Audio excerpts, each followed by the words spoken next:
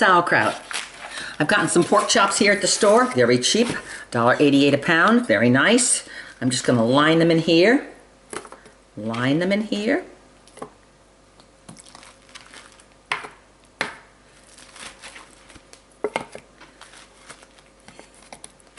Then I'm gonna pour on top of that, I'm gonna open a can of sauerkraut. I'm going to just pour the whole thing on top of there.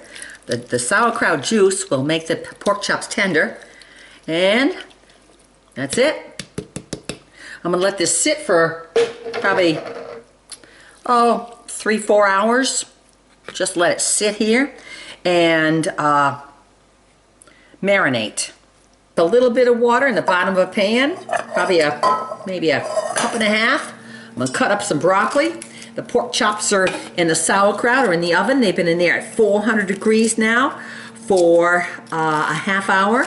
So about another 15 minutes and we'll have dinner in a very short time. So it's pork chops with sauerkraut and broccoli. Broccoli's best thing in the world for you. Excellent. I just washed it, cutting up into little pieces like this. Broccoli crowns, best way to buy them. And eat everything on them. Cut them up, get the butter out, put the butter on them, delicious. And put them on here, put them on high. Let them come up to high, right there on the stove. Put it on high. Let it come up to high, boil, and then boil it for about 2 minutes and then shut it off. Do not overcook broccoli, it becomes brown and bitter and nasty tasting. Never overcook broccoli. Okay, if you want to just turn it off once it comes up to boiling, just turn it off and it'll be all ready then.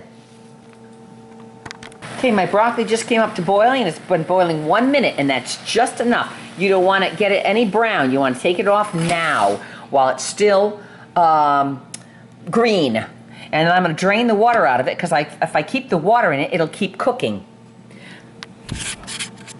So I'm going to take the water out of it.